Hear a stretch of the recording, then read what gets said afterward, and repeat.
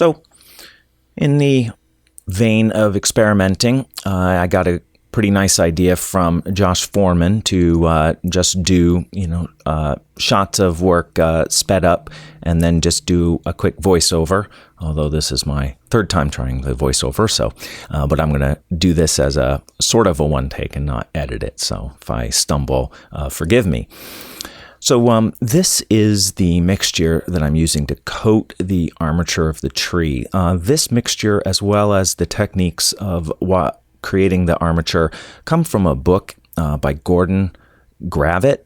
It is called Deciduous Trees. I'm looking up, Broadleaf Trees, Part 1. This is modeling trees. And he uses this mixture of plaster and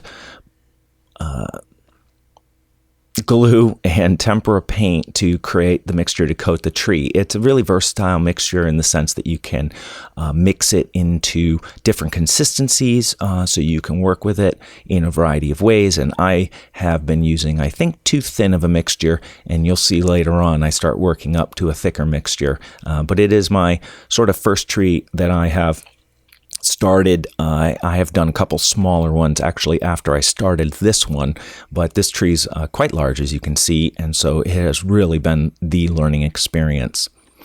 I tend to work from the top down, and I should say that a lot of footage, even at this speed, has been cut out. We're currently looking at 10 times normal speed, and I've cut out a vast tract of footage for this video. So it has taken me, probably about 20 hours to get to the final stage you'll see at the end of this video.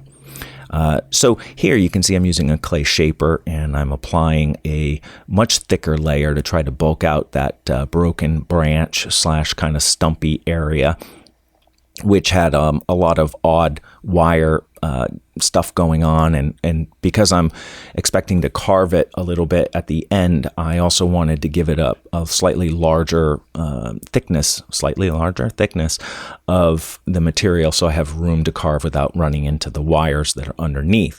If you wanted to see the earlier work of this tree, there's a previous video that does it with still shots as a time lapse, and you can look in my playlists for that in the orc display project. Here I am using a sanding tool. Actually, it's a great little sanding tool that I bought. Maybe someday I'll do a review of it. But what I'm doing is I'm going in and sanding down some of the large ridges. I didn't really assemble this armature as well as I would now, and some of the wire wraps actually created pretty pronounced ridges that look like wire has been wrapped around the branch. So I've been trying to fill those in. And of course, the wire wraps also grow with the more material added. So I've sanded it back down to the wire in some spots to try to help smooth that out. Here I am adding the thicker material to the base of the tree to try to flesh out the root and trunk join. I'm not sure exactly how I'm going to utilize this tree on the display in terms of how much root I will have showing, but I wanted to give myself the flexibility to work with it as I see fit at that time by making sure that the roots have, if they are going to be exposed, that they look good as such. And here you see me trying to carve into the stump to try to give it some texture. I was hoping for, some bark that has fallen off away from the inner wood. And, this material that has been applied to the tree is really quite difficult to carve when it's hard. But it also retains flexibility in the smaller branches without cracking. It's really about the best material I could think of to work with a wire armature tree. So I want to thank Mr. Gravett for an excellent resource that has given me these ideas. And here you're going to see me going over some of those wire wrap areas that still just aren't transitioned very well.